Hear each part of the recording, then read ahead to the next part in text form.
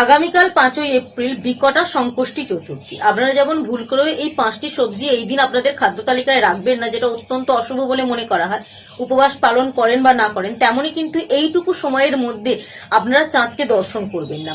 এই সময়ের মধ্যে যদি চাঁদকে আপনারা দর্শন করেন, আপনাদের জীবনে কিন্তু মিথ্যা অপবাদ আসতেই পারে, আমাদের জীবনে কলঙ্কের বোঝা বাড়তেই পারে। তাই এই সময়টির মধ্যে চাঁদের যেহেতু স্থান পরিবর্তন হবে, অর্থাৎ চন্দ্রোদয়ের সময় সেহেতু কিন্তু আপনারা এই সময় চাঁদের দিকে তাকাবেন না, অত্যন্ত অশুভ বলে মনে করা হয়। সবার আগে আমাদের জানা দরকার যে 5টি সবজি খাবো না, তার সাথে 5টি টোটকা আমরা নিষ্ঠার সাহায্যে পালন করব গণেশ ঠাকুরের কৃপা পেতে এবং জীবনে নানা রকম বাধা দূর করতে। কবে আমরা পালন করব, শুভ সময়টা কখন, কোন সময়ের মধ্যে পালন করলে আমাদের জীবনে নানা রকম সমস্যা থেকে আমরা মুক্তি পেতে পারবো। আগামীকাল 5ই এপ্রিল রবিবার দিন কিন্তু পড়ছে বিকটা সংকষ্টি চতুর্থী, ঠিক 11:59 সকাল 11:59 কিন্তু এই তিথি শুরু হচ্ছে 5ই এপ্রিল, আর এই তিথি শেষ হচ্ছে 6ই এপ্রিল দুপুর 2:10 মধ্যে। অর্থাৎ আপনি আগামীকাল 5ই এপ্রিল 11:59 থেকে শুরু করে 6ই এপ্রিল দুপুর 2:10 মধ্যে কিন্তু নিষ্ঠার সাহায্যে, ভক্তির সাহায্যে এই কয়েকটি টোটকা পালন করুন এবং সবজিগুলো খাবেন না কিন্তু আপনারা আগামীকাল, অর্থাৎ 5ই এপ্রিল। এই দিনটা মানলেই কিন্তু অত্যন্ত শুভ বলে মনে করা হয়। এই দিন যে প্রথম সবজিটি খাওয়া থেকে আপনারা প্রত্যেকে বিরত থাকবেন সেটি হলো সজনে ডাঁটা বা সজনে শাক। সজনে ডাঁটা বা সজনে শাক কিন্তু আগামীকাল গণেশ চতুর্থীর দিন, বিকটা সংকষ্টি গণেশ চতুর্থীর দিন কিন্তু ভুল করেও কেউ খাবে না, অত্যন্ত অশুভ বলে মনে করা হয়।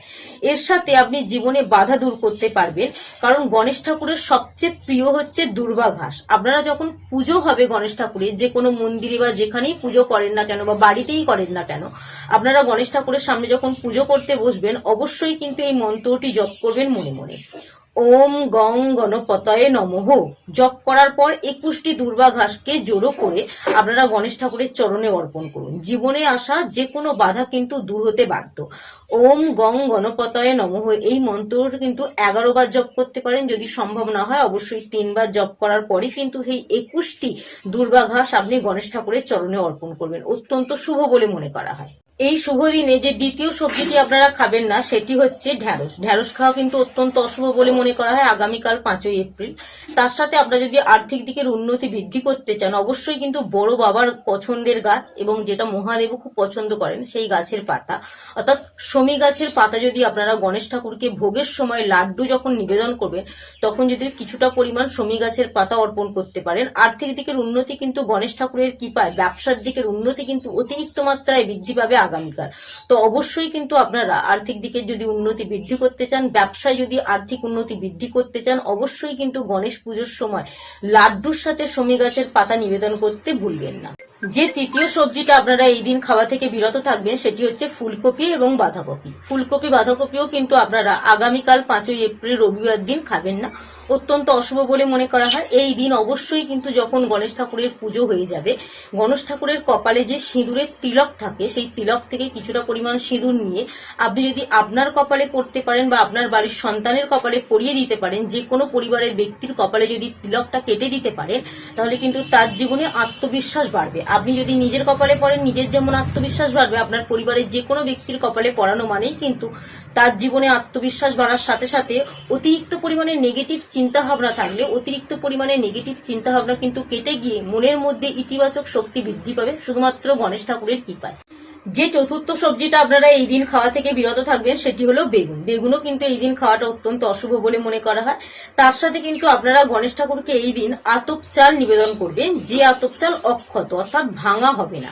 সেরকম আতপ চাল নিবেদন করার সময় কিন্তু দুটি জিনিস আপনি খেয়াল রাখবেন, যেন চালের মধ্যে কিছুটা পরিমাণ হলুদ এবং কিছুটা পরিমাণ সিঁদুর মাখানো থাকে, অর্থাৎ এই দুটি জিনিস মেশানোর পরে কিন্তু আপনি গণেশ ঠাকুরকে কিছুটা পরিমাণ আতপ চাল নিবেদন করবেন। এই আতপ চাল নিবেদন করার সময় কিন্তু মনে মনে আপনার যে কোনো একটি মনস্কামনা বারবার ব্যক্ত করবেন, যদি 11 বার হয় অত্যন্ত শুভ। সেই মনস্কামনা নিয়ে যদি আপনি এই চালগুলো, আতপ চালগুলো গণেশ ঠাকুরকে অর্পণ করতে পারেন, যে কোনো মন্দিরেও যদি অর্পণ করে আসতে পারেন, সেই মনস্কামনা কিন্তু আগামী বছরে এই বিকটা সংকষ্টি গণেশ চতুর্থী আসার আগে কিন্তু আপনার জীবনে সেই মনস্কামনাটা পূরণ হয়ে যাবে। তবে ভক্তি, শ্রদ্ধা এবং বিশ্বাসের সাহায্যেই কিন্তু প্রতিটা কাজ করাটা অত্যন্ত শুভ বলে মনে করা হয়।